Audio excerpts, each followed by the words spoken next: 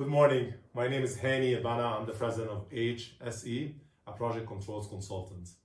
A lot of times we get contacted by clients who actually happen to be halfway through construction, and they're struggling with making sure their schedule tells the truth. And that usually ends with an owner who's unable to see the light at the end of the tunnel and does not believe that the project is being managed or planned accordingly. And sometimes actually it might cause tension in the relationship between ownership and the construction management team, because owner might think that they are trying to take advantage of them.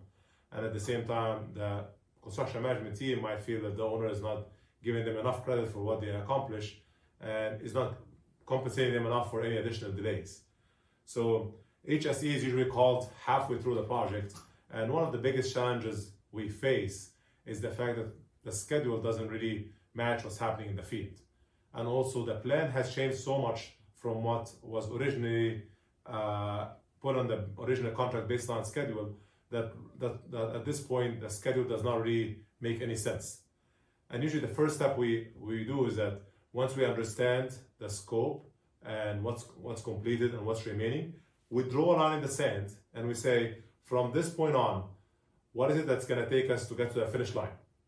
And once we understand that scope, then we basically have to focus on that and make sure we put together a game plan that matches actual field production rates.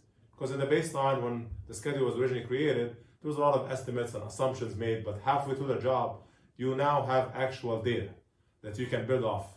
And you can say, okay, now we know what our crew's production is and how many crews could be assigned to the job and what our subs capabilities are.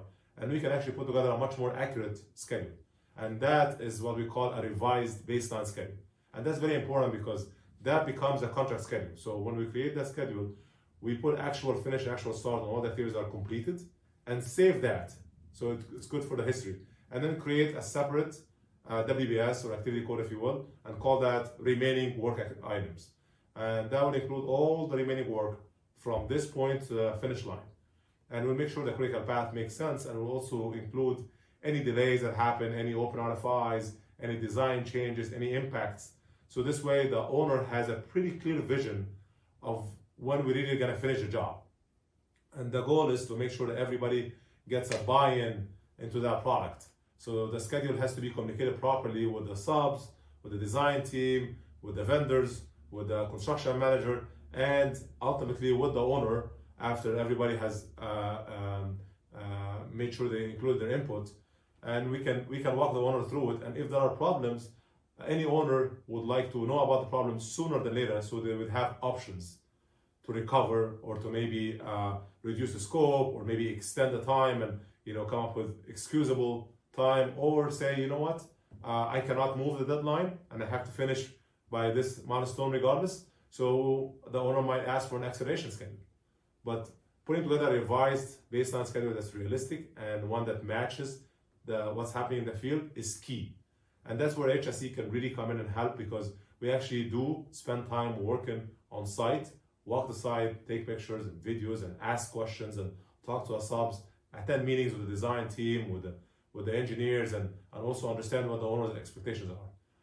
Should you need any support on how HSE can help you on a project that's halfway through, that has a lot of schedule challenges, feel free to visit our website at www.hsecontractors.com. Thank you.